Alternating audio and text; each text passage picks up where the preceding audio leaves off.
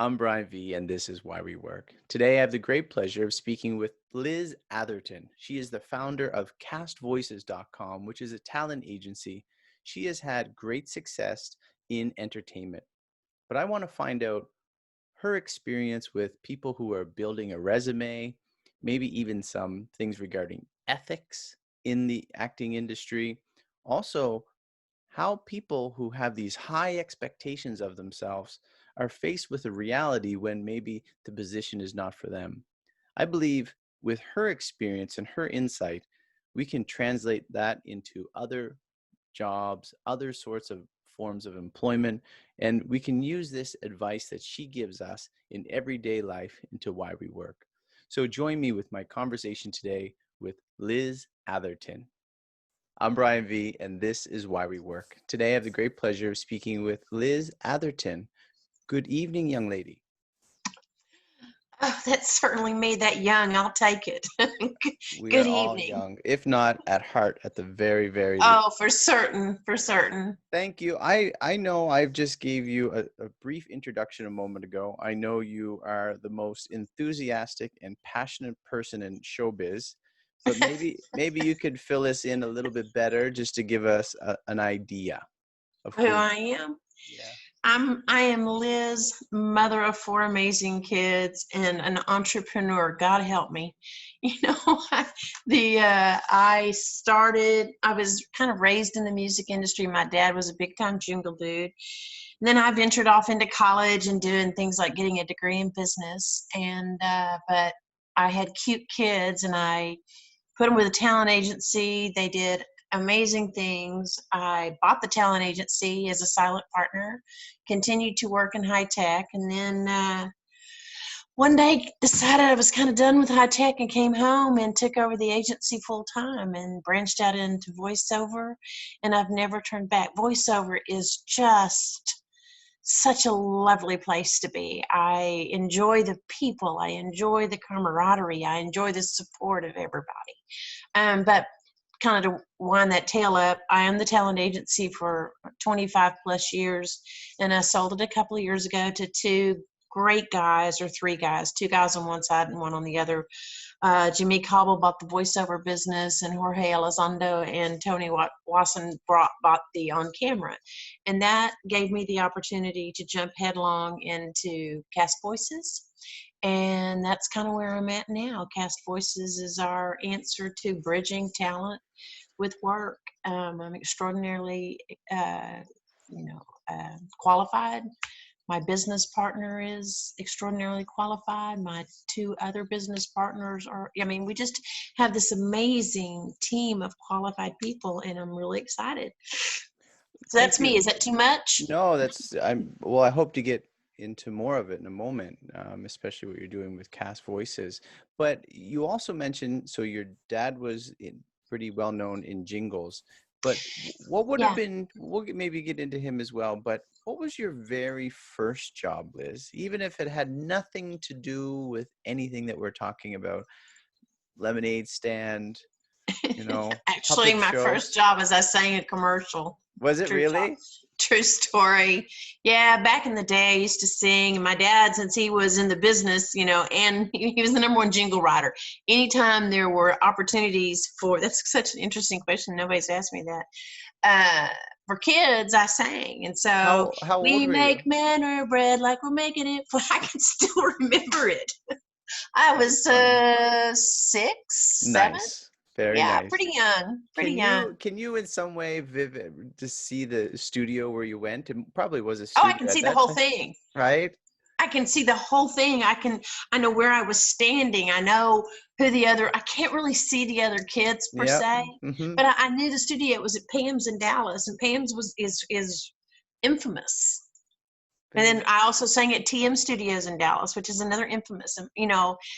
My dad was just a jingle rock star. He's probably the father of radio imaging. He's certainly the father.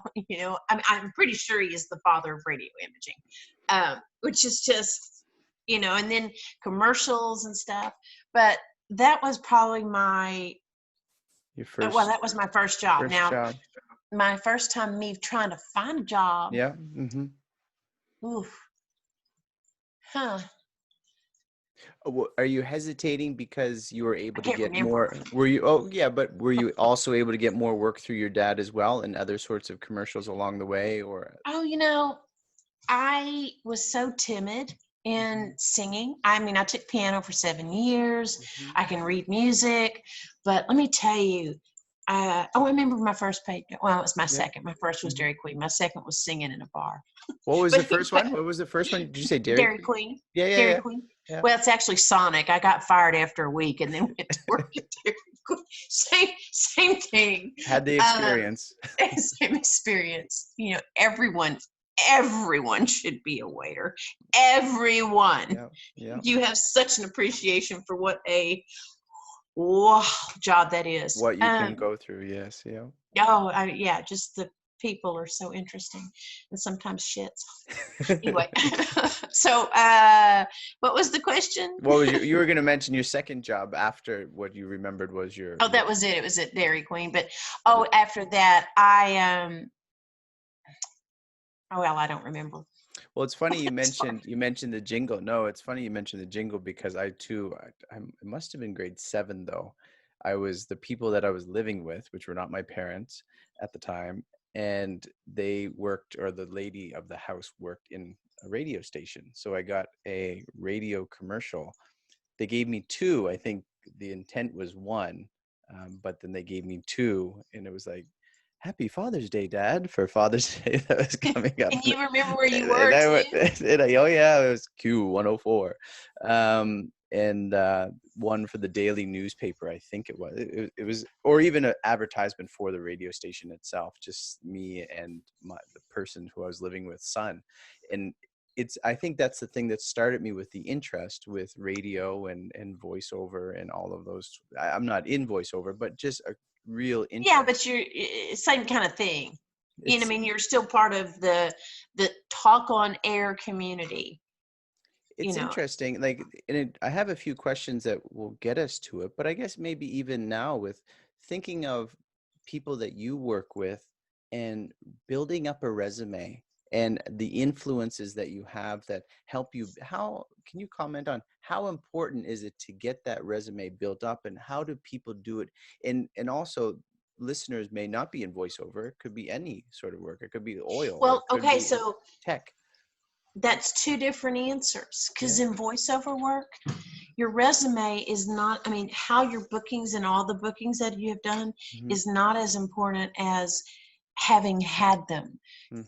Putting them on a resume is certainly impressive, Yeah. but the reality is in the voiceover business, they're hiring your voice, Mm, and a big, strong resume doesn't necessarily get you in that door, right? mm, And sometimes it can keep you out of the door because of conflicts. So if you've done a yeah. Starbucks commercial and they want to audition you for a community coffee commercial, Mhm. well, in my humble opinion, if you've got a Starbucks voice and you've got a completely different, undiscernible community coffee voice, I don't find that as a conflict. I mean, you need to Mhm. talk with your agent, you need to Yeah. talk with Yeah. but I don't see that as a conflict because it's not your face. It Mhm. is a voice. It is a voice. I'm so not Yeah. voiceover. But, so that's my humble opinion. And the more data you put on your resume, the more that could potentially hurt you. Hinder you. Now, what I think is important or would be very, very impressive on a resume for a voiceover talent is list all the production houses you've worked with. That Mhm. to me is so much more important than Mhm. saying I was the voice of A, B, C, D, E, F, G. Because now you're sitting there and you're an engineer, and for some reason you do go look at sometimes they'll go look at your social media footprint and things like that. It's depending on what the job is, because they might want you to have a big following, right? Or they might look at your resume for that. But unless you're like some really like an animated character that's kind of an on camera of your voice or stuff like that, that you certainly want to brag about. If you just listen to those production companies and you open it up and you're a producer and you're like, oh my gosh, they've worked with so and so, so and so, so and so, and so, they liked one, or shoot, I Mhm. like them Mhm. too. Yeah. So that's different in the resume world as opposed to people that are not in voiceover. Yeah. The thing about building a resume is it shows that somebody thought you were capable for a while, Hmm. right? Hmm. And you can change those jobs a lot. I mean, I don't know that people care about that as much as they did in my day, where you didn't want to change a job in under 2 years or Hmm. Hmm. whatever the case may be. I would just tell you, don't lie. Yeah. Don't lie on your resume ever. Just don't do it. And people do. So just don't, just get there on your own merit and that job will be really awesome for you. Well, it's funny because I'd really like to get into some of the jobs you have done to this point, some of you have mentioned, but I also had the question of ethics in the entertainment industry, and you're saying that by not lying. So how important or how much do you play that tune for people to understand that your integrity is of utmost importance? But I think that's just a human trait, hun, more so than a work trait. Hmm. If you, it's a human one, and you know, everybody makes mistakes. Hmm. It's the intentional ones that are unethical, all Hmm. right? Yeah. So, if you make a mistake, and you know it or you don't know it, but you figure it out, write your mistake. But Yeah. if you're doing things intentionally that are dishonest or unethical, or pick whatever Yeah. icky buzzword you want, then that just makes you questionable as a human. You know, I want to preface all of this was right now we're in the middle of a pandemic and Hmm. people are in such dire straits. Um, yeah,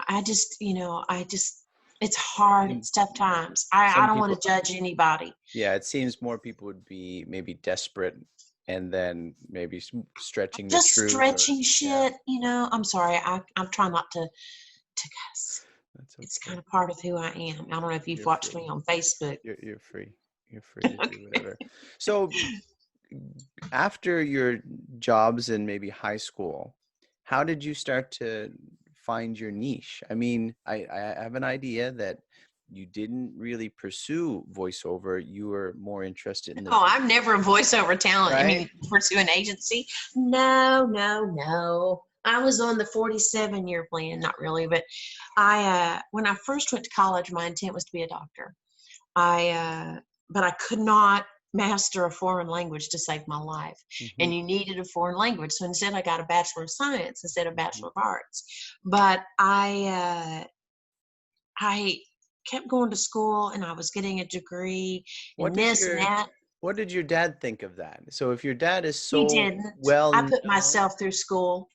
but well, the good on you, but the idea of someone, from the outside looking in, someone doing jingles would be a jolly good fellow. And then his Oh daughter's no, going he's a business guy. daughter going into wanting to go into medical school and science, which seems, the other spectrum of how, not the entertainment side. Was he? My parents, honestly, and I raised my kids the same way. Yeah. My parents never challenged a journey Yeah. decision of mine, ever. It happens So a lot. It happens. A lot of parents do. I, I know they do, but I didn't. The, Yeah. the closest I came, even in raising my own children, is my fourth daughter. My fourth child, my Yeah. only daughter. Yeah. She got a part when she was going into her undergraduate. She's now in her fourth year of med school, but when she was in undergraduate or graduating high school, Mm-hmm. she got a partial scholarship to USC and a full scholarship to the University of Houston. She got other things too, but those were the two Mm-hmm. in the top of her thing. Choices. Yeah. And I really felt like she should go to USC for a host of reasons. And I Yeah. had this discussion with her. It lasted a while and it was kind of intense. And she said no. And she took University of Houston. She was so right. Mm-hmm. She was so right. And how Mm-hmm. silly of me to even do that. I mean, I don't know. With me, you know, only thing my mother did was say, "You're going to college." Okay, I got that. And that's what I did. I hauled off to college, but my grades were never a discussion point. I put myself through anytime I didn't have money. We're pretty poor. I qualified for a Pell Grant, and yeah, I graduated from college with $1,250 in debt, and I paid it off. And I got married toward the end, had babies, went to work for Texas Instruments. I was Mhm. working for them as a non-exempt, graduated. When I could, 6 months before graduation, I could petition to be go ahead and made exempt. And the only job I could get was in finance. So that's the route I went, you know, It's no it's regrets. it speaks volumes of you for because you're in Texas, I believe, Austin, Texas. I am. Were you there at the same time when your daughter was going off or deciding upon a university? Were Oh you yeah. still in Texas? Because that speaks volume. For most parents, they want to keep their kids closer. So you, in some ways, you won over in the end too, because you got to keep your daughter Oh, within the same state. oh, for certain. But the reason USC, just to kind of maybe Yeah. clarify that a little bit, is that her very best friend in the world at that time, well, still is her brother, and Mm-hmm. her brother lives in Los Angeles. Okay. And so by going to USC, I felt like she was going to be there with someone she loved dearly. Mm. And so it was kind of like, that's mostly the reason. Yeah. Plus, she had been an actor. And at this time, I knew she wanted to go to med school, but she had been an actor as a kid. And she was still expressing an interest in acting. And opportunities in Southern California are much better than University of Houston. But Kate knew better than me. She Mm-hmm. was just, she knew better. And she thrived at that school, thrived at it. And she got offered, when she graduated with her undergraduate degree in something like mathematics, Yeah. just something Whatever. Yeah. Yeah. way up here. I know. Um, she had scholarship offers for med school. I mean, and I remember talking to a friend of mine who's a doctor saying, well, where'd she get her undergraduate? And I said, University of Houston. And he's like, he paid all this money to send his kid to Yeah. this, That's funny. sorry. And I'm off track No, here, no, but it's it no, just, it's really for why we work and why we do the things. And I actually want to even speak more, ask more about your children, because you had mentioned that when they were young, they were cute, so you put them into something. And you probably have had lots of experience, and I think that you had a good foundation, I'm assuming, in your presentation of your children to a talent agency. And you might be able to comment on other parents who strive very well, hard to get their kids into these sorts of things. And I was, yeah, when I first put my children with a talent agency, they were young. They were 2 and then 4, but the business relationship with that agency went very sour. So okay, I started an agency and put my kids with me. yeah, And then I began, but I can answer the questions yeah, because I was the #1 kid agent for a long time. You've okay, seen the kids that I discovered in blockbuster movies. So I had a great deal of success as an agent for children. I mean, one of my kids starred in Super 8. One of my kids starred in, not my personal kids. Well, my personal yeah, kid yeah, was one yeah, of them, but in The Descendants, Heroes. I just had people do some really great things. So I was really keen at picking out kids. But if there's a parent out there trying to get their child representation, it has to come from the child. mm-hmm, It cannot come from the parent. It mm-hmm, just can't. And agents see through it a yeah, mile long. And listen, beautiful children are really cute in print, and there can be a beautiful child that can also act. But I will tell you, acting children present themselves. It's not something a parent says, poof, I want you to be an actor. It just doesn't work that way. Uh, do yeah, and you I do go you ahead. set yourself up as the gatekeeper of sorts when you see these types of parents come and Oh, for sure. you When kind I of was an direct agent, them, yeah, away? absolutely. And I would tell them, and I would say, your child doesn't want to do this. You might get representation elsewhere, but no. And I would turn them down. And anytime I would quiver, I mean, we were a team of agents, right? And later in the game, I primarily focused on voiceover, but up until that time, for 20 years, I was it, Mm-hmm, or 15 or so. But mm-hmm, anyway, um, I would tell parents, don't do this. And I would have some parents, oh, I'm that would sure. come in. I got stories, but they would come in and they would want me to rep their child who could give a rat's patootie about being there. And they would say, well, but would you represent me? The parent would ask for representation. I'm just like, this is not the way to get an agent. This will not bode well because, ultimately I work for the talent. I did. I worked for the talent, but the talent have to impress me to allow me to work for them. But once there's a contract signed, I'm indebted to the talent that I've signed. And I don't want to be indebted to somebody that I don't think can work. And it's not about making money. It's about doing it and getting there to the auditions and doing your homework and training and being real good at it. Because if I'm going to put my name behind yours, and the name was good, if I'm going to put my name behind yours, when I send you into an audition, I don't want to think twice that you're not going to hit your mark. Yeah. You may not get the role and you can have a bad day for sure. We're all human, but I want to make sure that when you walk in, and that only comes with a level of confidence. So maybe I missed it, but what triggered you to get into this line of work? Because your degree was not in this. And Well, no, my degree's perfect for it. Quite honestly, in I have a business. degree in management with a minor in math and a minor in psychology. I am set for what I do. I can calculate a percentage like that, and I can talk to you about your dead day. Not dead day, but anyway, your bad day. Yeah. But what got me into it was I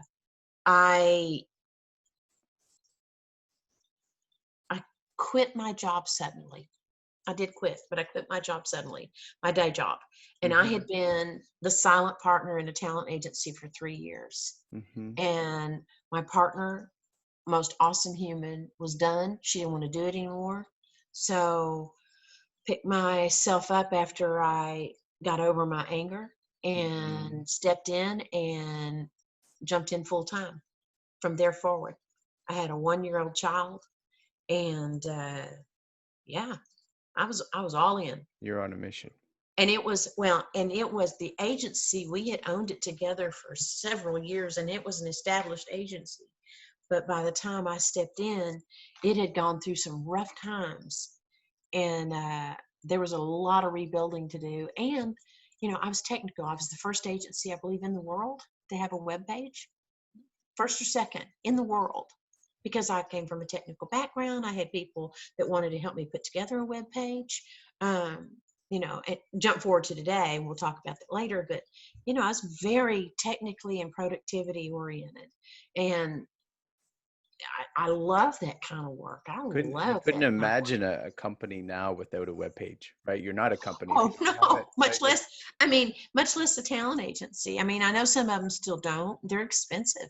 They're expensive. You can get something out there. You can kind of hybridize and plug in data from other sites, but ours was, our talent put the resumes in on the back end. They could update them at any time. It was the talent was responsible for the data. I wasn't having to scan in PDFs. It was all real stuff, and really gave a lot of information for how we could manage our talent. I had stats and stuff. So you had this company for a couple of decades, and then you sold it out, I believe. I did. When did you first think this would be a good idea to sell, and what was the motivation behind that? And then were you thinking you were going to jump into Cast Voices right away? Oh, I was doing Cast Voices already. Okay. I reserved casting.com in 1995. Nice. I don't still have it. Somehow or another, it slipped through the cracks regrettably. But I started the genesis of developing a back-end software, 20 years ago, more than 20 years ago. And then I had a guy that helped develop the tag site. He didn't want to do it anymore. And so I reached out to my son, Nick. And my son, Nick, in his day job at the time, he had just come off a huge movie that got 5 Oscar nods, and he was a co-star alongside George Clooney. He was in, he was doing the whole movie star thing. And I was like, hey, Nick, help me. And he said, Help mama. help me. Well, and it didn't hurt that he went to college at 10, and he's a brilliant guy. Wow. And he got in there and he taught himself how to program, and he started rewriting the back end of tag. And then, and with the intent, he and I would talk about this. We're going to do this. We're going to build this. We're going to build this. And it was going to be this one way. And then my kid is so smart, man. He convinced me that it should be this other way, which is now the business model we have now. Yeah. And it's so smart. But in order to do all of that, we needed money. So, because I put every penny I had into it, every penny. But we still needed to eat. And so I tried to get funding, and it just wasn't happening. And then August of 2018 happened, 2017, and that's when Voices purchased Voice Bank. Do you know that whole controversy? Well, I was only because I was watching an interview with you, but and at the time it was kind of a little hush hush, and people were quite bitter, it seemed, and they still are. But so, I mean, I'm not going to knock any of that. I'm just going to say, but because of that, we were already developing that, and in that very same month, our system, which we had built over 25 years ago. Remember, I was one of the first talent agencies, and the whole program that had been built like 10 years ago or 15 was crashing because it used such old band-aided data points that our server was deciding not to support it anymore. So we were having to make a decision. Well, do we completely rebuild the site, or do we jump in and start over? And then the whole thing, the tsunami happened, and we said, let's jump in and start over, and let's go make Cast Voices happen. Okay. And so that's kind of how it started. And we started down that path in 2017. And it wasn't, though, until at the beginning of this year, 2020, the year of everybody's greatness, that we actually got the two most incredible people to join our team as investors and part of our team. And that's Bobby and Elizabeth Alcott. And that just started a whole series of events, including a pandemic. They didn't start that, but, that kind of has affected our timeline, unfortunately, like everybody else. So it's, that's Cast Voices. I'm so proud of it. I'm so excited about it. And, it's interesting. Is this not true with the pandemic in 2020, that there's a surge of people getting into voiceover work? Because it's huge. Are you kidding? Listen, when we were putting together a business case at the beginning of the year, because, you always still want to get additional funding, no matter what. You always kind of want to have some in your bag. And so we're always on the lookout. But we were putting together documentation, and the number one search was, how do I get in voiceover? Number one search. Okay, there you go. But what I've really seen in voiceover is a surge of work. Everything, every commercial, everything had to be redone. And not only that, on camera was at a standstill, because, and it still kind of is. I mean, they've come up with some agreements and stuff, but it's still at a standstill because it's human to human interaction. So animation's up, e-learning is up, corporate narration, it's all up. Commercials are up. Because voiceover, you can run a commercial, but you got to update, we're friendly for COVID-19 or this. I mean, everybody was redoing everything, and our whole world's economic changed, and all that got recorded. I mean, everything talks to you. So I don't know if I've really answered your question in terms of, it's crazy. It's surging, definitely. Liz, what is it you do? Maybe 2020 is a little bit different, but what is it you specifically do, in a day or over a week? What takes up your time in the work that you do? Well, right now, helping with Cast Voices. We are doing the back end and the front end. So we've spent a great deal of time doing code review and page setups. And we've hired a software studio to do this for us. But, they don't necessarily understand the voiceover business, and I know it like the back of my hand for the most part. But we have an agents panel, so an agency can sign on and they can manage their talent. It's a very, very involved process. Then we Mm-hmm. have the talent, and they have their talent profile, and they link to all their agencies' websites through there that are on Cast Voices. And then there's the producer or project manager interface, which is, who are they going to invite? What does that mean when they invite people? How are we going to archive all of that data? What are we going to keep? What are we going to keep for the talent? Mm-hmm. It's that's just the programming. I don't program it, but I'm I'm one of the experts. And then there's the other side, which is kind of on hold right now until we get ready. But thank goodness for Elizabeth. She is a marketing whiz. She works in some top firms, but I still get to work with her. And what's going to be our marketing strategy? How are we going to launch? What are we going to do? How are we going to make this, that, and the other thing? And then there's me. Mostly right now, I'm just trying to find additional funding. We're good. We're going to be good without it. It'd be better with more. And so I've spent my last couple of weeks just trying to make concerted, knowledgeable reach outs to people. It's very interesting. A lot of the wealthy got wealthier, Mm-hmm. Mm-hmm. during Mm-hmm. this pandemic. Many of the people who invest at the price point that we're looking at, which is way down here, comparatively speaking, still have jobs. Mm-hmm. Those people that are making $300,000 and $400,000 a year still banking. To me, the people that just got racked are the 50,000 a year and unders.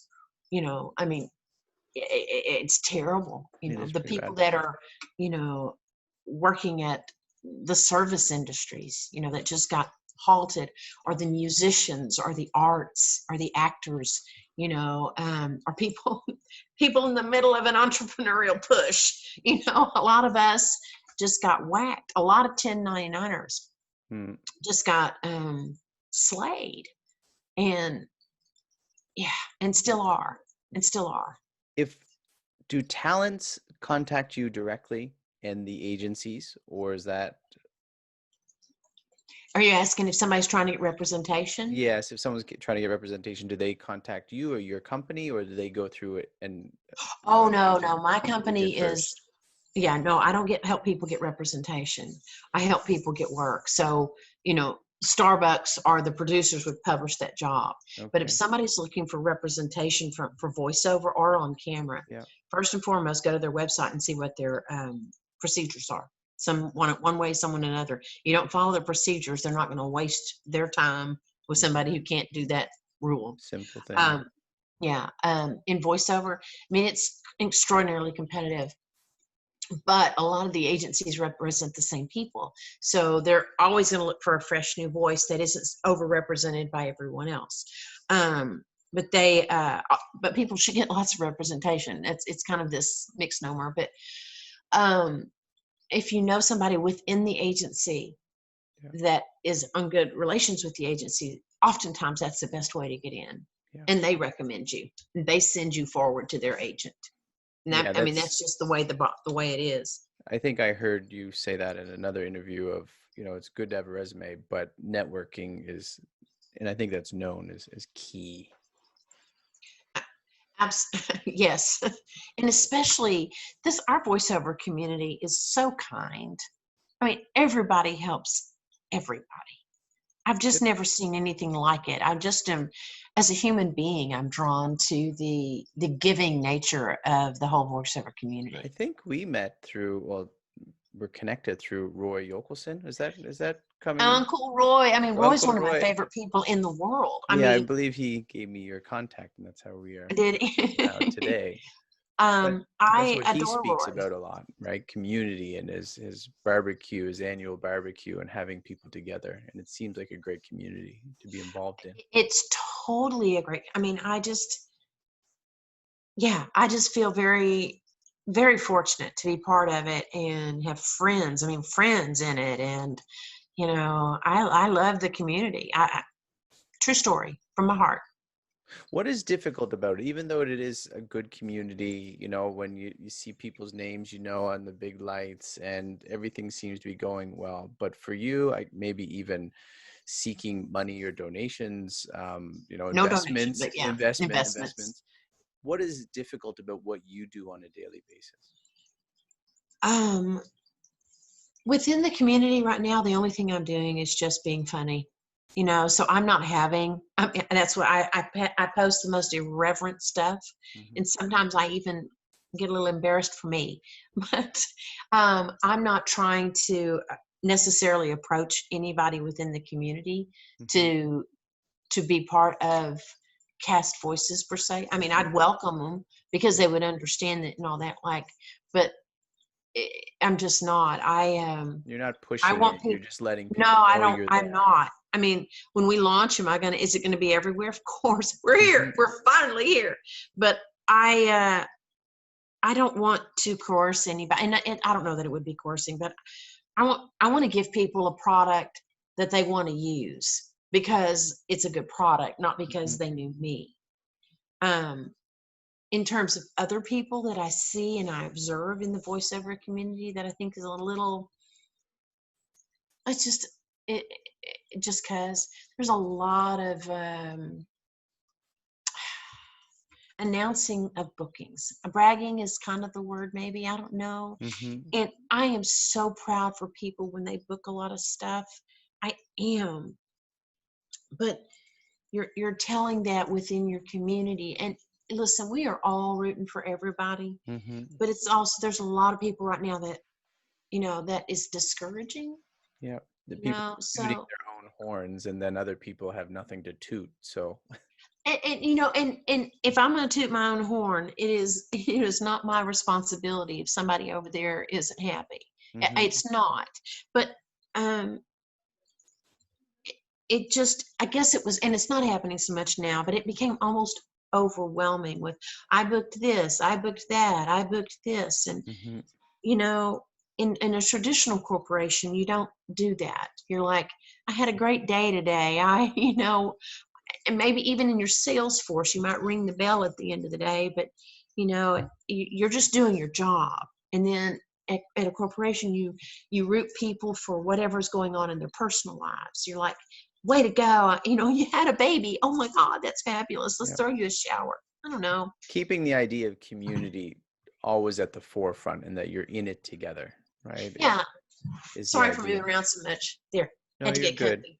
What is it you think people may not understand, whether it's the entertainment industry itself, voiceovers, or even you in particular, what you're doing, what people may not understand that you can shed some light on so they have a better appreciation of either the industry or, I mean, what you're saying is, you're just trying to promote everyone doing well. So, Say the beginning of that again. I was on my train of thought. so the idea of people missing something, they're Oh, lacking the intelligence or the understanding of what the industry that you represent does, and if they knew this nugget, then they would appreciate it better, even the work that you're doing. I mean, what I would tell you in the community is that voiceovers really work. I Real think work, people think yeah, that's it's a real valid work. point. Yeah. It's real work. I mean, I am in awe of people that are recording their voice and doing 10 or 20 auditions a day or 3, it doesn't matter. And they're using these Audacity and Pro Tools, and they know their mics to a T, and their voice integrated with their machine, with their computer, with their skill set is a well oiled machine. It doesn't just happen with somebody plugging down a mic and reading some copy and sending it off. That is not the way it works these days. I mean, people who are doing voiceover and are successful at it are extraordinarily, you know, talented and have worked really hard to get there. And that's before they ever open their mouth. I mean, they're understanding noise floors and all that stuff. And then they open their mouth.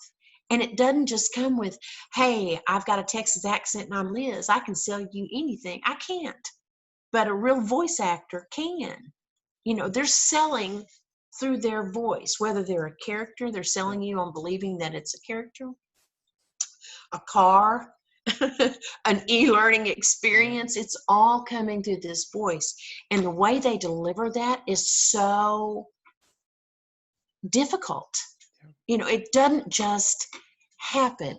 Mhm. people need, you can get better with training, and sometimes you are a natural born actor. But the reality is that becomes part of your well-oiled machine, like any actor. So I don't think people really They, understand just how much work goes into it. to be honest, I see on LinkedIn a lot of people voiceover work, and I think even with this podcast of Why We Work, I probably thought, what are these voiceover? There's so many of them. They're all over the place. I don't think I thought it was not real work, but not taking it as seriously and understanding how much effort and talent goes into it. And it truly is work, right? Someone Oh my might think, gosh. Oh my gosh, it is so much work. It's so much work. And then the tool set, right? Your studio. yeah, I mean, not just the mic and the computer and the things you're doing there, but the room that you're recording in and all the factors you have to take into yeah. consideration. There's some hum that it's not discernible by the human ear, Yeah. but you're seeing it, so you got to go fix. It's a And lot of work. the promotion behind the Oh, scenes, well, yeah. all of that is I, the yes. I mean, you are your one man stand, so you're out there 24/7 trying to drum up new work. I mean, that's why you get an agent to help you reduce how much you're drumming up new work. But you're drumming up new work, and you're trying to, you're marketing out on LinkedIn or some mailer or some, email or whatever. And you're always trying to do something that makes you stand out ahead of a crowd. And so you got to be up on what those trends are. So when you go to these conferences and stuff, not only are you learning what casting is looking for, what agents are looking for, what swag is popular. I know we're not doing these right now, but Mhm. you really are attending this. How did this person take their job, their role to the next level through marketing or conference, other conferences or training? Who's got the best gift for all of that? It's It's big work. I had this question, and you're leading right into it, is the idea of people that you meet, and you mentioned this with children or the parents for the children, the expectations that people have with the reality of the talent they may or may not have.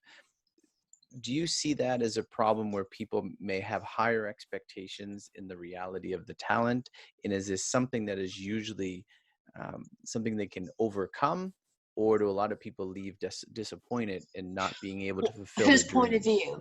Whose point of view? Well, maybe the worker that in this case, the voiceover artist that is trying, because I'm thinking of the listeners who really need to take a good assessment of their talents to see if what they're pursuing is You're talking about if someone thinks they're better than they are. right. Well, Yeah. okay, here's the deal. I think it's incumbent upon every coach and every listener to be honest. Yeah. Unfortunately, not everybody is, but wouldn't it be nice if they said, I don't know, man, but if that person is out there trying and trying and trying, and you might not like their voice, and I might not like their voice, but Mhm. somebody who's hiring might. I mean, there are 1,000 opinions, but if they really suck at it, you know, I would I would tell your coach up front when you step into a coaching role, I'll pay you extra to be honest. Yeah, you know, seriously. I mean, I would, because a coach knows, a coach knows. But in reality, it's some of it is about your tonal quality and how that's different. Mhm. But mostly, I think it's about delivery. I mean, I honestly believe right now that, accents are going to be crazy important. I think Mhm. jingles are going to be crazy important. I think off the wall readings are going to be crazy. Something that's different, because we are all so hit up with voiceover right now, because everything's talking to you and we're all home supposedly. Um, there needs to be differentiation. So you could have a sucky voice, but if you've got a studio and you've done all the work, then you need to pay attention if you're booking. Do you think that translates as well for people in any other industry or type of employment where their dream or desire is to be the CEO of this company, or they want to be the manager here, or they Yeah, just but the have difference there, I mean, we work for ourselves. yeah. So the only, we're 1099ers, and it really doesn't matter what anybody else says because we're 1099ers. And if we want to keep throwing money at ourselves and that's our passion, far be it for me to tell you not to. Mm-hmm. I just won't hire you if you don't fit what I'm looking for. Mm-hmm. However, in other Other factors, roles, yeah. other places outside of the acting community, there's you get reviews and you get standard raises and people talk and you plan and you progress based on your skill set and how you're, it's all it's laid out. And if you are good at what you do, barring some kind of other factor, then you get to move up. And it's a choice, or you can change companies. In voiceover, yeah, you can change companies every day. You just want one of them to hire you, so it's Liz, just a completely different thing. you're obviously pretty good at what you're doing because you've been doing it for a number of years. I'm real good at being an entrepreneur. Lord help me. How do you stay productive? I mean, especially with things, a change of career, a mishap or something that doesn't go so well, lose a talent. How do you stay productive to keep on going? What gets your feet on the ground and say, Oh, today I'm listen, going it's to a do this? sickness. It's a sickness. You think I'm kidding? I think 100% entrepreneurs should be on the spectrum.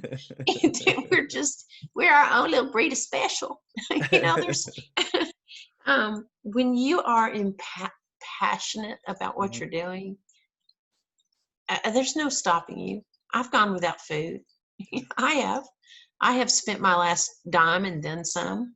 Was it wise? Insert huge expletive, no. But was I able to stop myself? No, Mhm. because I'm so passionate and absolutely convinced that what we're doing is going to benefit the community and benefit us, or we wouldn't do it. Well, no, we'd probably still do it if it wasn't. But it's just been what I'm got to do. I don't know how to explain it. And I mean, I think if you want to be a voiceover artist and you want to really enjoy it, then it's just got to be what you got to do. I mean, other people can be a voiceover artist and not really enjoy it, but for those impassioned, that doesn't mean you're going to work. Sometimes you just got to do what you got to do. I Liz, don't know. in what you do, what is something that you use each day that keeps you efficient? Something that you can't do without maybe My notebook. your notebook. Oh my word. And it's not even, you can turn to any page and it's got Yeah. stuff on it. It's not even in real order. Today is USAA, green beans and bacon, and set up meetings to discuss terms and conditions. Yep, that was today. But my notebook, Keeps you it keeps you on track. It's more like I have a thought, and if I don't write it down so that I can refer back to it, then I'm going to be mad that I can't remember what it was I thought of. I mean, and it can be anything from a feature. I have written down features. I don't want to text Nick in the middle of the night because he's in California until I write it down, and then the next morning I formulate it and send it. It's just my notebook is and I have my computer, of course, and my phone, but the thing that really is this notebook, and I don't even necessarily go back to other pages, but I knew I needed to talk to USAA, my insurance company, this morning, so I wrote it on 3 pages. So I turned the page, and I'm like, wait a minute, there was something back there, and do you cross them out as well, or do you just move on? Well, it depends if it's a list for the day. It's nice because if it's a list for a day, I put circles. Yeah. And I check them when they're done. Their own keys. Yeah, I check them when they're done. I wanted to do, there's this organizational thing I've never really done, where you put stickies up. And it's actually, there's a name for it. It is what we use with Cast Voices. We have what we call as the TV, and the TV is full of stickies. and it's things that we want to be on our future features, Mm-hmm. but we can't put them now because we can't afford to put them in our current feature set. So it goes on the TV. Or if it's a future discussion, it goes on the TV. And eventually one of these days we're going to pull those stickers off that TV, which is Yeah. just, thick. So the stickies in my notebook. No, it's great advice for people just to keep things on track, to keep, I mean, because we don't remember everything. It doesn't matter what we're doing, how wise we No. are. It's things come to us, which are great ideas, and some may fall off on the wayside, but it's still a great thing to do. And I Thinking, text myself a lot. yeah, I do that, or I Too. text I my text I myself a text lot. my dear wife like this, and she said, "What is this?" And I'm like, "Well, it's for me, but whatever." Yeah. Thinking of other people, people getting into work for the first time, maybe you as a 6-year-old doing voiceover work, about even changing your career, what advice do you have for people who just getting into something, whether it's for the first time or again for the second time or third time into a new career? I'm going to sound all philosophical, It's okay. but if it is not your joy, don't do it. I Mm. mean, barring from needing to eat or feed your family. Yeah. Sometimes we have to do work, and the best thing you can do when you have to do work is just lean into it. But if you have an opportunity and it's your first time and it's a path you're choosing by choice, and you can, if it's not what you love, say la vie and find something you love. Listen, we don't know how we're going to be here tomorrow. And I'm not like that. I'm not fatalistic, and I don't think fate has determined if I get to breathe in the morning. If we find joy in our work, then it's not work. And as a 60-year-old woman who's raised 4 babies and had careers and all that other kind of stuff, I can tell you hands down, my work right now is my hardest and my most beloved, and it doesn't feel like work. It just doesn't. And that is, I would tell you, even if you went for a degree in mathematics and you got a job in mathematics, but theater is calling, find a way Mhm. to do the theater. Make sure you can eat. You got to eat. Yeah. You got to fill yourself. But, and we were talking earlier about my mom and dad about helping me choose my path. I didn't even do that with my children. Two of my children now have degrees. My first one went to become a chef after a first year school. They did their own Yeah. thing, and I can't imagine trying to tell somebody how to live their life. I can't imagine it. I guess I'm different that way. I don't know. Same thing with your work, man. You just don't know what tomorrow holds. So why not enjoy what you're doing? That's great advice. One, you're doing well for 60. As I said in the beginning, good evening, young lady. So I didn't, that was the Thank you. case. But I interviewed a few people where they said, follow your dream, but they're not mentioning feed yourself, they're not, and that's important too, to work whatever you have to do, but also on the side or, in a future plan of following that passion. And I think that's a better balance of responsibilities and understanding what you have to do versus something that you dream or want to do. So Oh, I think absolutely. that's I mean, I would even have my talent that I would rep even within their work. Sometimes the work didn't pay like you would want it to and all this other kind of stuff. And I would always preface it, if you need to eat, do it. Go try to get the work. Because listen, if we don't all especially understand that for our fellow man and ourselves this past year, I don't know when we will. hmm I don't know when we will, because these are crazy times, and they have affected the best of us and the worst of us. And yeah, I we can got to eat. imagine where your job could take up all of your time if you allow it, or it could have in the previously. So how do you balance that or make those work life choices to turn off, work, or turn off the phone, close the I'm getting computer, and better at it. enjoy enjoy I'm getting better at something it. different? Um, you know, again, self-care. Hmm. Self-care is one of the most empowering things you can do for yourself. And self-care is knowing when to say, I have to stop now. Mm-hmm. And you'll be okay. In my career with corporate world, I wouldn't stop. Mm-hmm. But, I just wouldn't. I sometimes would work 20 hours with babies at home. And nobody was asking that of me. That's just the way I needed to get Mm-hmm. things done. But here of late, I've really learned, and fortunately, I work with a team. I mean, between Bobby and Elizabeth and Nick and myself, we absolutely honor self-care.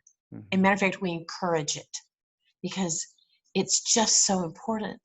If you're not taking care of yourself, then you can't be enjoying your work because you're too not taking care of yourself. I mean, maybe you can, but What is self-care, something you love to do? Something you enjoy doing? me, Yeah. gardening.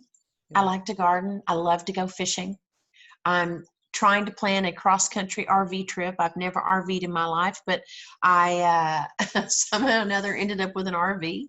So it's this little 12-foot thing. So my Okay. son offered to help me fix it up. So I think I really want to avoid cedar. Cedar here in Texas is outrageous to me. It just makes me sick, sick, sick. I mean, I have to see what the pandemic's going to do, Mm-hmm. but I live at the bottom of a hill and all that cedar just comes and sits on top. And I can't breathe for 3.5 months. It's terrible. So I don't know that. I have my dog named Fish. I decorate. I painted all my walls black. I'm a creative girl. Mm-hmm. Just, anything like that. I wish I could say I love to run. I don't. Yeah. I'll hike. I like to hike. Well, that's funny. I love running, but recently, because I live in South Korea and I'm surrounded by mountains, and I've always kind of liked trail running as well, but I'm getting older and I don't want to twist an ankle or anything. But I just started to hike in this last 2 weeks, and one, it's a workout, but Yeah, two, yeah. it's very enjoyable, right? It's just nice to, and you don't see any buildings or cars or anything like that, and just it's a beaten down path, but it's a nice beaten down path, so it's safe. And then you see other people out there, and these people look like they're in good shape, and they're not running, they're just walking. So I strongly I encourage love people to. hiking. It's a wonderful, relaxing sort of thing, and I don't, if I go running, I feel, oh, okay, I gotta go running. It's like it's a task, but this hiking, Yeah. it's No, quite enjoyable. yeah. I trained a couple of years back for a half marathon, walking half marathon, and I really enjoyed, the training because Mm-hmm. most of it was on a treadmill. But Mm-hmm. I would also get out, and it was very different walking outside and on a treadmill. Woo, big Mm-hmm. difference. Miles apart. But I it was fun. I felt good.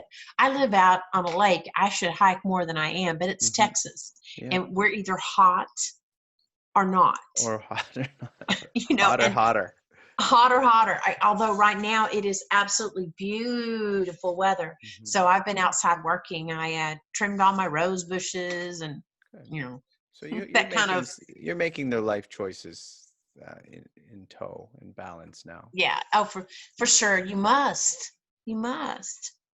What do you think, Liz, maybe thinking back of whether it was a mistake or something you didn't know, or someone was saying something to you that you didn't listen to growing up, something that you look back now and could give advice based on your own experience to people that would help them not, miss that opportunity or make that same mistake? Hmm. And you don't have to divulge a mistake or Oh, my life's full of them. Um, mine I'm a too. human. Um, you know, I think that comes within self. I think we're much more harder on ourselves, Mm-hmm.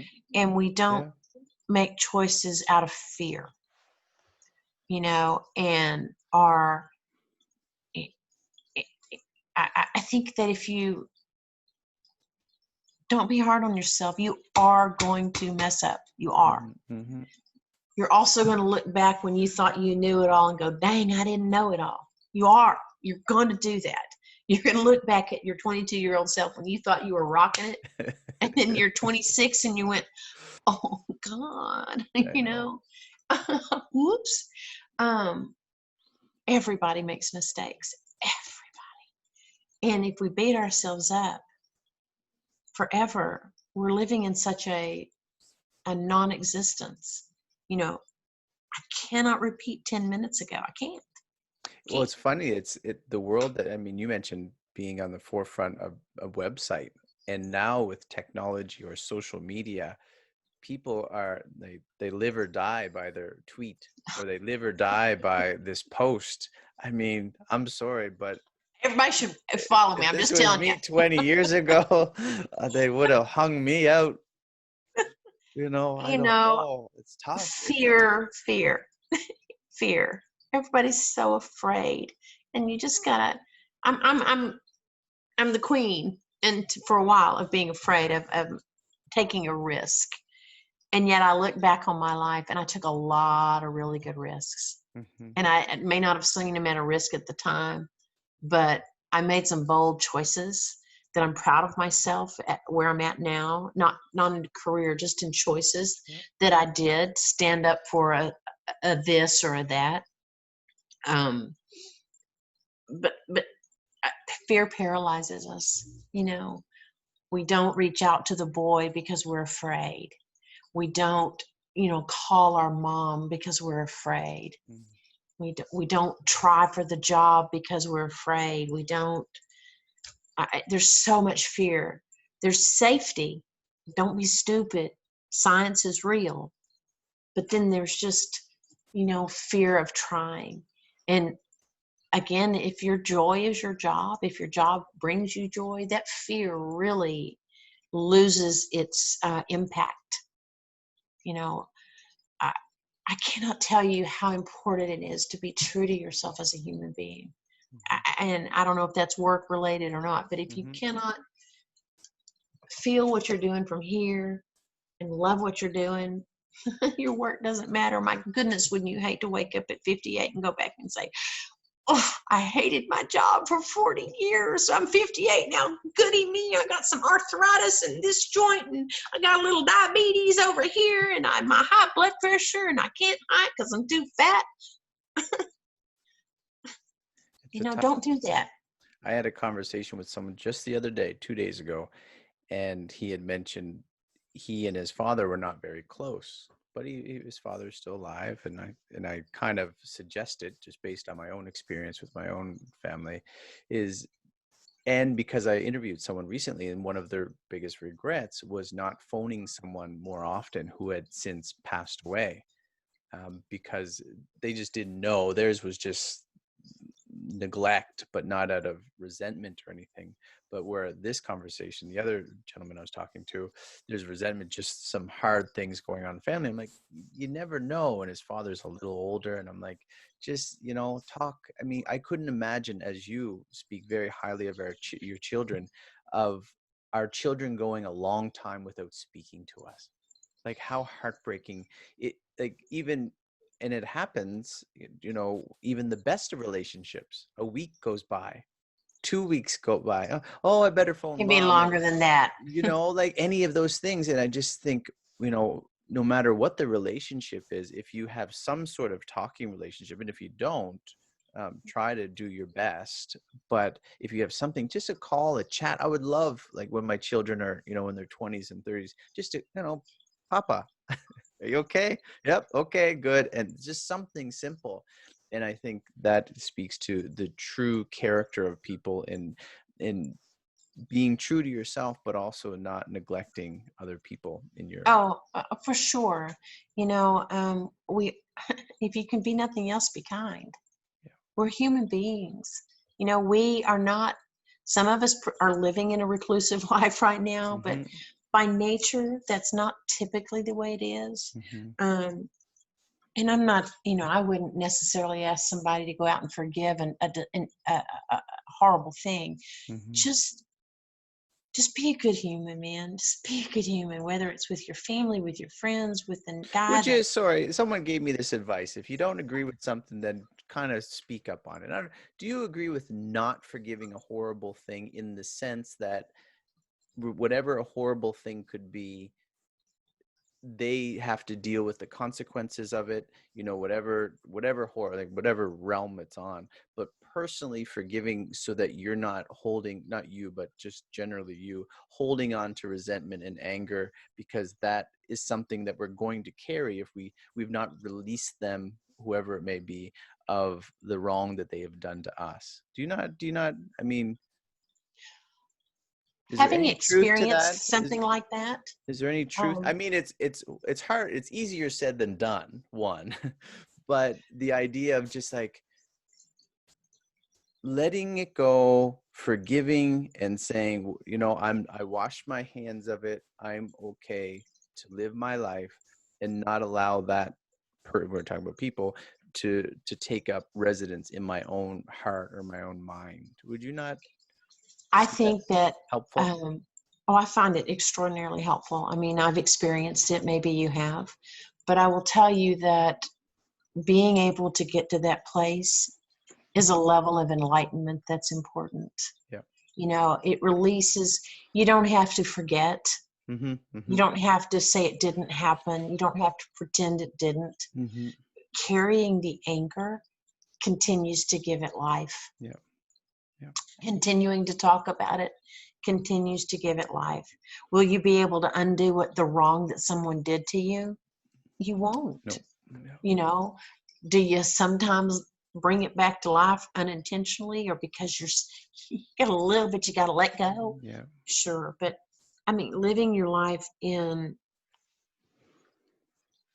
and a lot of it's circumstantial. I don't know that I don't know what I would do if it was something like terrible, like Yeah. rape Yeah. or murder. I Yeah. I incredibly admire people that can Do that. let release. It's a big job, and I hope you can manage to do it if that's where you are. Yeah. Again, if you do not fill this vessel of yours with some kind of joy and holding on to a situation and reliving it and all that, I Mm-hmm. mean, anybody that's gone through a breakup has done that 1,000 Yeah. times, but Yeah. it you need to learn to manage that emotion Yeah. I so that agree you with can. all of that. Yeah. Yeah, I mean, you just need to manage it so that you can not let it suck your joy. It would be nice if we could forget things better. But I'm real good at well, I'm good at it. forgetting things that I probably shouldn't forget. But although No, my I think I've got that disease that says if something really bad happened, whoo, we will put it over here in this drawer and lock it up. well, my dear wife says, like, don't you remember, like, if we fought about something, right? Nope. I Don't remember. don't know No, what you're talking about. not at all. I don't at all. We can plan our trips based on fights that we had, and I'm like, I don't remember that one. Sorry about that, honey. So some things I do forget, kind of in a That's good way, awesome. my perspective. You mentioned this, and I only have a few more questions for you, but you mentioned this right off the offset about integrity. Do you, maybe commenting on other people that you see as putting their character before their career? Because I think you're one that puts your character first, and I then try your to. career follows along wherever you may go. Um, But it's a temptation I mean, here's the nonetheless. thing. I mean, I can tell you like examples. Like people weren't truthful on their acting resumes. Hmm. I remember I got an acting resume from this person, I which was was in the the actual acting Titanic, res. you know. Yeah, well, it was actually the acting resume of someone else I repped. Oh They no. just changed their name. Oh no. And you're like, and it's like, I've been doing this a long time. You think I don't know about this or Oh. that and the other thing? Hmm. Um, Again, integrity and People do it career. though. Yeah. Huh? People do it. They put Oh, their they do it. I careers mean, first, and then they think that, oh, people will forgive me later, but I'm going to get my career first, and maybe my character will drag along with a piece of string or something. all I can tell you is karma's a bitch. I mean, and I don't actually believe that karma's going to come out and get you. And I could, Yeah. But cite all sorts of. you surely would get rejected by a lot of people if they found out eventually down the road. Well, sometimes it's what really happens is that someone that's important to you, if that's not important to you, but you're going to meet somebody along the way that's important to you, and they're going to find that out and they're going to leave, Yeah. or, you know, a job's going to fire you, or, you know, you're going to do something really egregious and the world's going to know. And then you have the consequences, or maybe you get away with it, or maybe you try to get away with it, or all. Unfortunately, I think that matters more to you and me than it does to the person doing it. Yeah. You know, we can extol why it's not a good idea, but people, excuse me, that will put something in front of integrity, you and I talking to them won't change their mind. Yeah. You know, I wish we could. I wish we could be like all good people. But I need to be honest too, right? Like years ago, I'm sure I put job or money in front of any sort of idea of being 100%. That's the an problem with upright citizen of the entrepreneurs. world. Yeah. I mean, you know, my babies, if I could do something you asked earlier, what I would do differently, I wouldn't work so many hours. Yeah. I'd be home with my babies.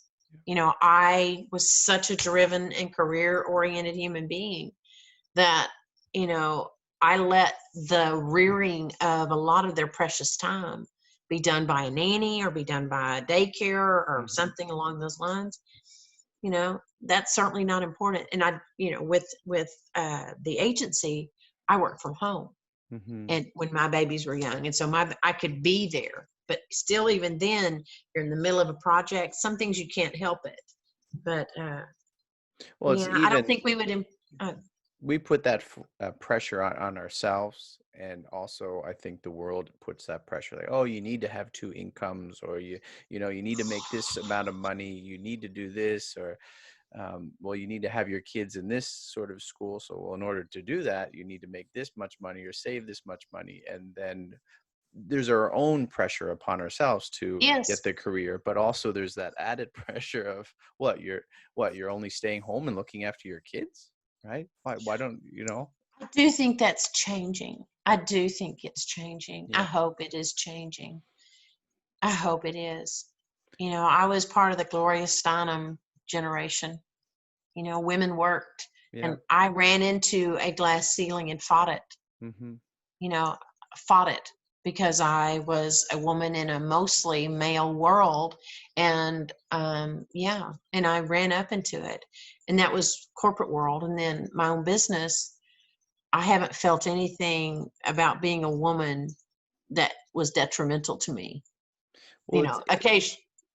you didn't mention it in particular, but I don't know if you were a single mom or not, but my mom was, and she just passed away this February at I'm 66. sorry. And I mean, I never thought I only knew women shouldn't work or shouldn't be doing this because you hear people saying that this is happening.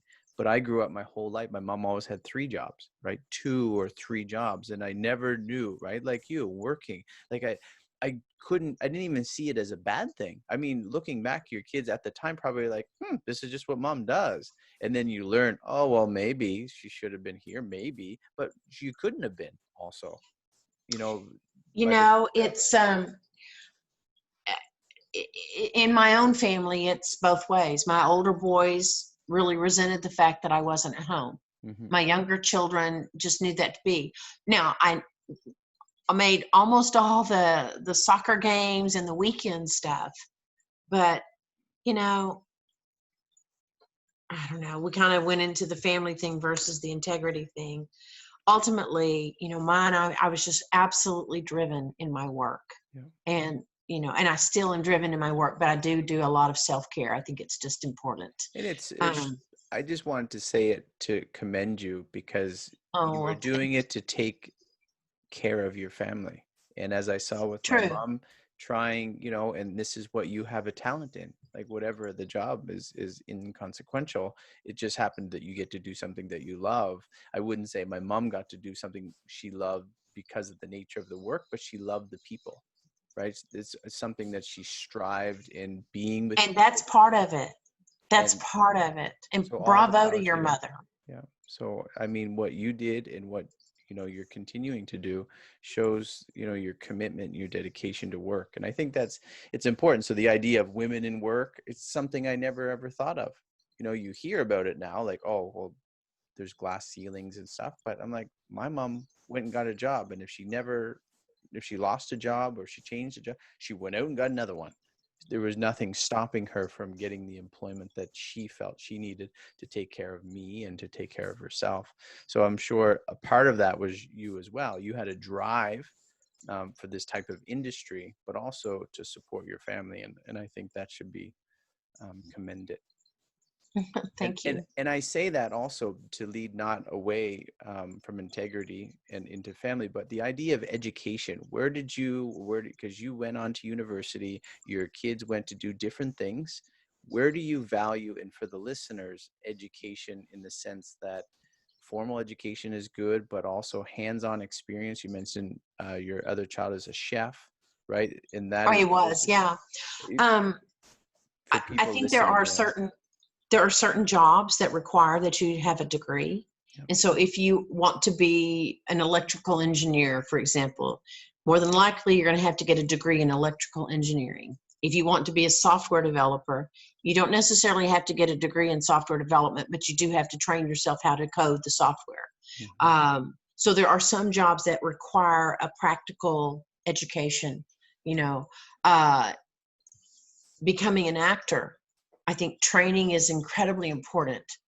But getting a college degree in acting, is that going to make you a better actor or get you hired? It doesn't matter. Mm-hmm. If you're the right person for the role and you actually are in the right place at the right time and all the stars align and you got really lucky, and that's really all that is, you can get the role whether you have a degree or not. But I do think continuing in education, no matter what you do, Mm-hmm. is very important, whether you're a voiceover artist, whether you are the president of a company. We're never too grown up or old to continue to learn how to be better at what we do, or how to be better around people, or how to be better with trends or any of that. We can always continue to learn. I didn't pressure my kids to get a college degree. I wanted them to go to college, and I thought it was important. I'm really glad my first son went to a year of college, and then he went on to Culinary Academy. He doesn't even do that at all now. Yeah. He's the senior director at a big company. He worked himself up through just hard work. Yeah. My second son got his MBA, and now, he makes a heck of a living at 34 years of age. It's amazing. My third son is my partner in my company. He's a movie star. He has no formal post high school graduation, but yet he taught himself how to code and became a senior stack developer a month after he tried to find his first job. And then my daughter decided at 9 she wanted to become a doctor, and that's what she's doing. She's in her 4th year of med school, and she's now interviewing colleges for her residency. I mean, she's like, blows me away. Yeah. She literally would, for 8.5 hours a day, study, even at Christmas. We'd open up our presents, and and that's for her. She had to do the formal education, so I didn't require it of any of them, but I also wasn't going to pay for their phone bill for the rest of their lives either. Yeah. And now they pay mine. No. Yeah, I think education is important. I only ask that because I find there's a push with some people that say education is not important or formal, and they leave out the part of, the hands-on, the trades, and all of that other stuff that is possible. And I think it's vital for people to realize, especially for us, we get into 40s and 50s and 60s, and it's good to keep learning. We shouldn't stop even if we did a college education. You don't just stop there. No, what a waste of this beautiful thing called the brain. Yeah, very much so. Liz, do you have any words of encouragement? I mean, now 2020, I said I'm going to make a t-shirt if, I survived 2020 or something along those lines. And still trying. Yeah, it's not over yet. And words of encouragement for people that have been through a lot, even knowing your own life, my life, things before 2020. People lose their jobs, and they need to take their feet off their bed, put them on the floor, and get to work. Do you have any words of encouragement for them for the idea, as I mentioned to you in the beginning, that, work is good, but work can be tough. Um, I would validate you first. If you're having a difficult time and you keep getting hit with one thing after the other, it's okay to cry. It's okay to freak out. It's okay to stop. It is okay. It's okay to process it any way you want to process it. But at some point, you have to keep taking a step forward. Otherwise, you become somebody else's concern. And, it's maybe that's your choice, but listen, I know people who've had probably their worst year ever.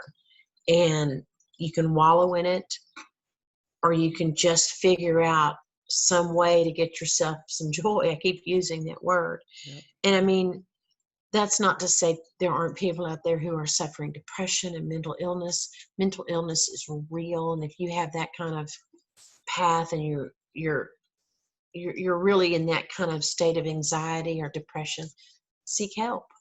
Let me tell you, therapy is good. But if you're doing what you love, and if you are really in a bad way, go be in the service of others. Go serve a meal to somebody. Go to your neighbor and just pull 10 weeds. Yeah. Do something for someone else. You are not so important as to let yourself wallow. That's not good for you. Remember I talked to you a few minutes ago about the most empowering thing ever was self-care? Yeah. Self-care. It is absolutely okay for you to say no. It is okay to say yes. If you practice self-care, you can get through this hellacious year we got going on. We're not even done yet, but practicing self-care, saying, okay, today really sucked as a pandemic. My best friend has COVID. They're in the hospital. I broke my toe. I don't have any food. What can I do that makes me better? I can breathe. I can go outside and look around me and be thankful for something. Get your mind off of the bad. But the two words that I would tell you more than anything is self-care. It is okay to be you any way you are. I like what you said about if you're not moving forward, you're becoming someone else's responsibility. And I think I don't think I've ever heard it said like that. And it's so true, and often or most times missed. Right? Or even people, as we talked earlier, about not caring. It's just people don't care if they're someone else's responsibility. And that is a big thing that's going on nowadays. I think you're right there. I don't want to be somebody else's responsibility. And I mean, maybe that somebody doesn't care if they're my responsibility, but yeah. Not a good place to be. Forced responsibility, right? Forced responsibility, yeah. Right. They're going to be my safety net.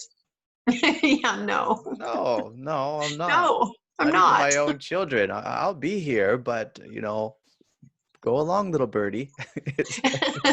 Love you, mean it. How, Liz, can people reach you? What is the best way in your line of business and looking for investments as well? And you're not touting it, I'm mentioning it. Oh, well, thank you. Please, we'll make you some money. Yeah. Liz at Cast Voices is my email address. I'm also on LinkedIn, and I typically respond when people message me on LinkedIn. I don't give anybody my cell, so I'm not happening. Or if you want a good laugh every once in a while, you can follow me on Facebook. I'm Liz L. Atherton on Facebook. Cast Voices on Facebook. If you are a voiceover and you're looking for a platform to help bring you work, you can pre-sign up at castvoices.com. And, we're going to send coupons to the people that have and kind of give them a heads up when we go live so they can get ahead of the launch. And, but yeah, that's how you can reach me. Liz Atherton, I have one more question for you. And that is, why do you work? Because I love it. I love it. Well, I need to eat. Yeah. I need to eat, but I absolutely love my work right now. I absolutely love it. Inside out, upside down, right side forward. I love it. and I'm not afraid. Liz Atherton, founder of Cast Voices, tech entrepreneur, and the queen of risks. Thank you kindly. I appreciate your time and all the best to you in what's to Thank come you. after 2020. Thank you.